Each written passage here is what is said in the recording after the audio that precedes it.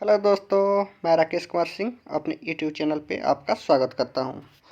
जैसा कि हम लोग भारतीय इतिहास पढ़ रहे हैं, भारतीय इतिहास में आधुनिक इतिहास पढ़ रहे हैं, उसका अध्याय नंबर 3 का क्वेश्चन आंसर आज देखेंगे हम लोग। तो चलिए देखते हैं। क्वेश्चन नंबर पहला, रणजीत सिंह के राज्य में सम्मिलित था। रणजीत सिंह के राज्य में सम्मिलित था। Option number D Srinagar. Option number D Srinagar. Question number 2, Ranjit Singh किस मिसल से संबंधित थे। रणजीत सिंह किस मिसल से संबंधित थे। ऑप्शन नंबर ए शुकर चकिया। क्वेश्चन नंबर 3, महाराजा रणजीत सिंह के राज्य की राजधानी थी। महाराजा रणजीत सिंह के राज्य की राजधानी थी। Option number C Lahore. Option number C Lahore.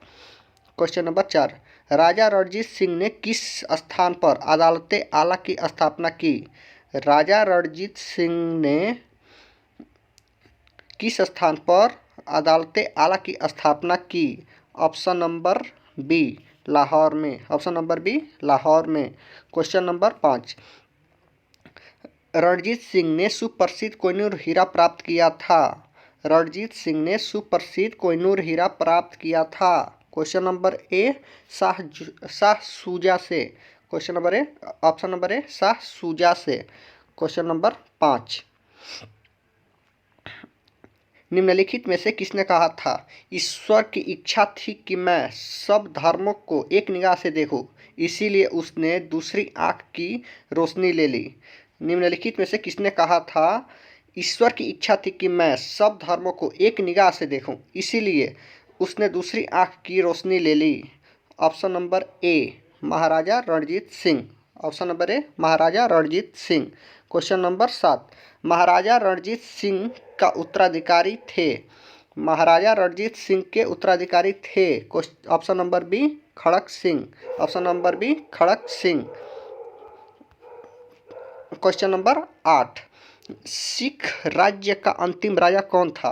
Question number 8, Sikh राज्य का अंतिम राजा कौन था। Option number D Dilip Singh. Option number D Dilip Singh.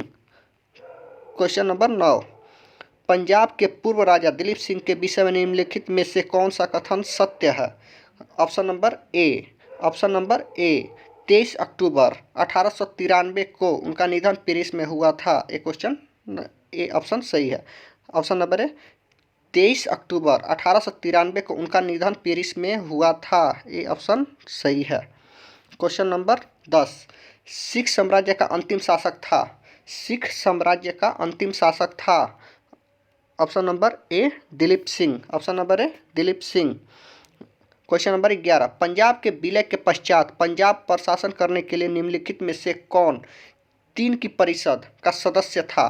Punjab के विलय के पश्चात पंजाब पर शासन करने के लिए निम्नलिखित में से कौन 3 की परिषद का सदस्य नहीं था। Option number A and D दोनों सही है। ए एंड डी, ए में एच.एम. इलियट और डी में Robert Montgomery.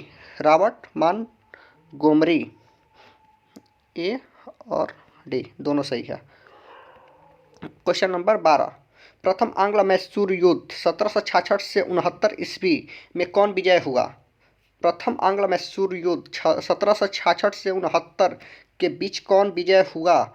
Option number B Hyder Ali. Option number B Hyder Ali. अब क्वेश्चन नंबर 13, निम्नलिखित में से कौन 1755 में डिंडीगुल मैसूर में एक आधुनिक शस्त्रागार की स्थापना की थी। निम्नलिखित में से कौन 1755 में डिंडीगुल मैसूर में एक आधुनिक शस्त्रागार की स्थापना की थी। Option number B Hyder Ali. Option number B Hyder Ali. Question number 14, British general जिसने हैदर अली के पोर्टो नोवो के युद्ध में हराया कौन था। ब्रिटिश जनरल जिसने हैदर अली को पोर्टो नोवो के युद्ध में हराया कौन था। Option number B sir आयरकुट।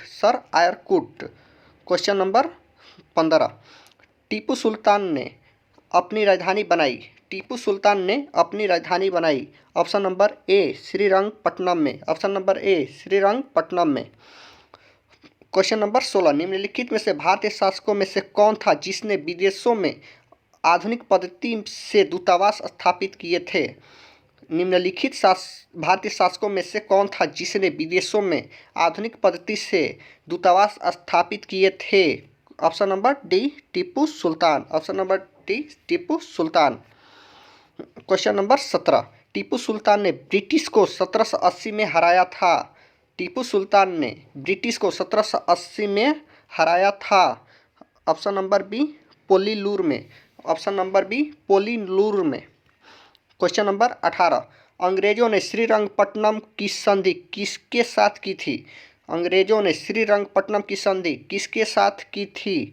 Option number C Tipu Sultan के। Option number D C Tipu Sultan से। क्वेश्चन नंबर 19, टीपू सुल्तान अंग्रेजों के साथ युद्ध में कब मारे गए? टीपू सुल्तान अंग्रेजों के साथ युद्ध में कब मारे गए? ऑप्शन नंबर बी 1799 ईस्वी में। 1799 ईस्वी में। ऑप्शन नंबर 20 क्वेश्चन नंबर 20, निम्नलिखित में से कौन एक सुमेलित है? निम्नलिखित में से कौन एक सुमेलित है? प्रथम आंग्ल मैसूर युद्ध हैदर अली पराजय हुआ था, गलत है। और द्वितीय आंग्ल मैसूर युद्ध हैदर अली ने अंग्रेजों को पराजय किया, ये भी गलत है। और तृतीय आंग्ल मैसूर युद्ध टीपू सुल्तान युद्ध जीता और अपना भूभाग अंग्रेजों को नहीं दिया, ये भी गलत है। ऑप्शन नंबर डी सही है।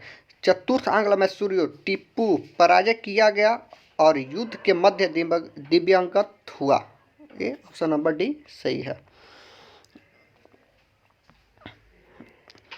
क्वेश्चन नंबर 21, क्वेश्चन नंबर 21, सूची 1 को सूची 2 से सम्मिलित कीजिए और सूचियों के नीचे दिए गए कुट को सही उत्तर चुनिए।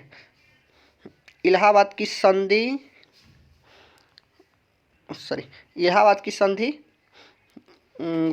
1765 ईस्वी में। मैंगलोर की संधि 1784 ईस्वी में। साइबाल की संधि 1782 ईस्वी में। मद्रास की संधि 1769 ईस्वी में। ऑप्शन नंबर सी इसका सही है। क्वेश्चन नंबर 22,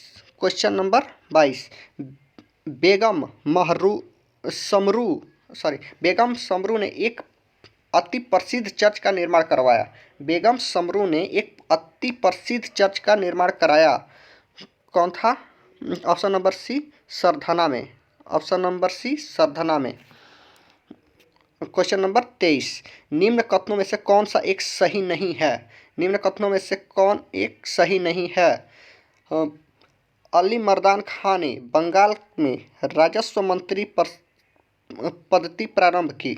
अली मर्दान खां ने बंगाल में राजस्व कृषि पद्धति प्रारंभ की, एक ऑप्शन नंबर ए गलत है। कौन कौन सही है ये देख लेते हैं। महाराजा रणजीत सिंह ने लाहौर में तोपों के निर्माण के लिए आधुनिक ढलाई खाने स्थापित किए, ये ऑप्शन सही है। सी नंबर, आमेर में सवाई जय सिंह ने यूक्लिड के रेखागणित के तत्वों का संस्कृत में अनुवाद कराया, ये भी सही है। Question number D option number D, Mysore में टीपू सुल्तान ने सिंगेरी मंदिर में देवी शारदा की मूर्ति के निर्माण के लिए धन दिए, ये भी सही है। इसलिए हमारा ऑप्शन ए होगा जो इसमें गलत पूछ रहा है। क्वेश्चन नंबर 24 जो हमारा इसमें लास्ट क्वेश्चन होगा। पानीपत के तृतीय युद्ध निम्नलिखित कथनों पर विचार कीजिए। पहला, पानीपत के तृतीय युद्ध में अहमद शाह अब्दाली ने इब्राहिम लोदी को पराजय किया।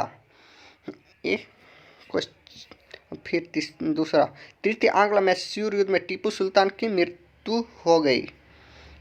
और तीसरा, प्लासी के युद्ध में सिराजुद्दौला की पराजय के लिए मीर जाफर ने अंग्रेजों से मिलकर षड्यंत्र रचा। उपयुक्त कथनों में से कौन से सही हैं? Option number C, option number B, यही तीसरा, प्लासी के युद्ध में सिराजुद्दौला की पराजय के लिए मीर जाफर ने अंग्रेजों से मिलकर षड्यंत्र रचा, ये ऑप्शन सही है।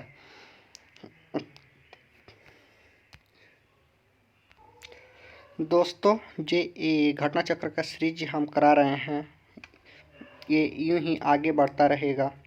अगर पसंद आता है तो अपने दोस्तों के पास इसे शेयर करें और लाइक एंड हमारे चैनल को सब्सक्राइब ज़रूर करें। हाँ, और हाँ, अगर कोई सब्जेक्ट जो घटना चक्र का है इसमें हमसे पढ़ना है तो इसके बारे में हमें एसएमएस ज़रूर करें। जहाँ तक हो सकेगा मैं उस पे वीडियो बना करके आप लोगों को ज़रूर दूंगा। और